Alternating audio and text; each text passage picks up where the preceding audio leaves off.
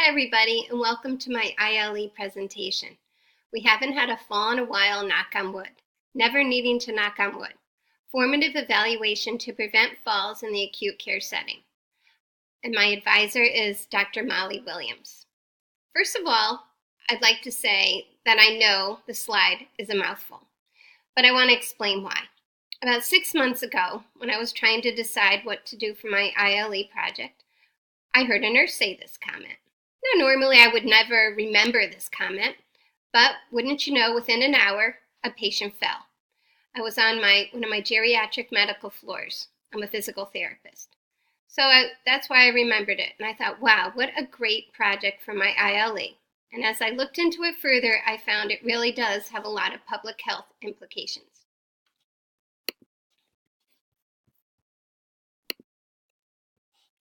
So what I'm going to do for today's presentation is I'm going to talk about the introduction and then skip down to the discussion, recommendations, and conclusions. First of all, it's important to evaluate hospital falls. So what I decided to do is I performed a program evaluation of the hospital fall risk assessment tool, the Hester Davis scale. Then I also went in and looked at other scales that are out there and other tools to help my fall committee make an educated decision. So the justification statement is, due to significant public health issue of acute care hospital falls, it's imperative to have the nurses feel empowered, engaged, and confident to discuss the hospital's Hester Davis scale and provide insight to the hospital fall and mobility committee about what barriers they find when they use it. So who are my stakeholders? It's important to have the stakeholders involved. So I decided that I felt the most important stakeholders were the medical floor nurses. And of course the fall and mobility committee, because that's who I'm going to be speaking with on a higher level. And then, of course, the patients, families, and caregivers. They're also very important. But I thought, when we look at the whole scheme of the hospital and the floor and how it's laid out, it's important to kind of engage everybody.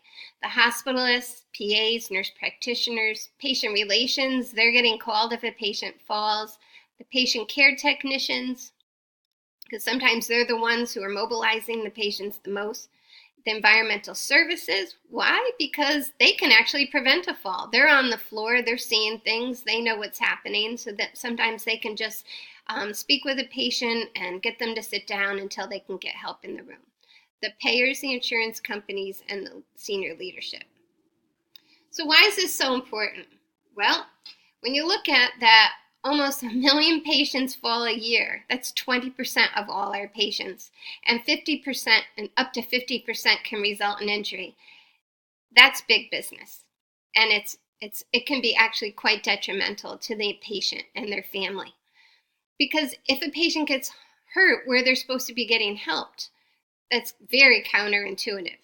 Also, when you look at the cost involved, and that's where in hospitals heads turn when they start looking at money, when it can incur over $24,000 per fall, that's a lot of money that can cost.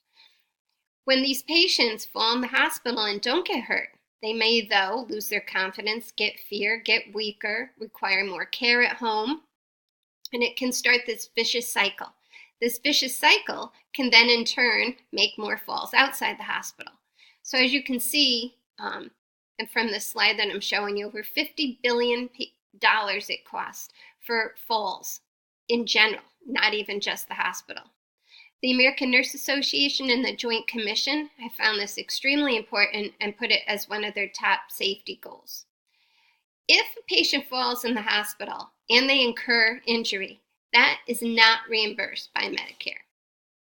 So which fall assessment tool is the most accessible for an inpatient acute care setting? So I decided that the best way I could find about the Hester Davis scale is to actually go to the front line. So I talked to the nurses. I went to the 3 top medical floors where injuries were occurring, which I found data through the Agency on Healthcare Research and Quality. So I collaborated with the nurses. Through the collaboration, I collected data. I gave them a survey. I found quantitative data, qualitative data. I did focus groups on the top 3 floors, and I performed literature reviews to look at other health scales, other fall risk assessment tools that are out there to kind of compare the Hester Davis. I'm presenting these results to the fall committee next week, and that will allow them to make decisions based on the lit reviews, surveys, and focus group results. Hopefully the impact will be that they'll implement a policy change, they'll update the Hester Davis, or leave it as is. But that will be their decision to make through all the information I've provided them. The Hester Davis does provide essential public health services. It monitors the health status to help identify fall risk and help solve the issue of hospital-related falls. It informs, educates, and empowers nurses and to empower the patients and families about how falls are a risk in the hospital. The Hester Davis is performed in the scale is done in the emergency department within 24 hours of admission, after a change in patient status, whenever clinically relevant, and post-fall. So it gets adjusted those times. The scoring is based on multiple of questions. It takes less than 5 minutes to complete this survey, 96% of the time I found out. So a low fall patient risk, it scores a 7 to 10. Moderate is 11 to 14. High risk is greater than 15. So when they're low risk, they say you really don't need to do anything else. If they're moderate risk, you can use your clinical judgment. Do you put them on fall precautions, or do you just monitor them? And for high risk, they automatically get put on fall precautions. So now I'm going to skip ahead to the discussion. I'm just slowly showing you my slides. So I went through and I looked at all the data found from my surveys. Then my recommendations that I made were to get further education, collaborate with IT, engage with families, mobilize more, debrief, modify scores, use clinical judgment. In the end, it is just a tool, not a catch-all that ends all. Thank you very much.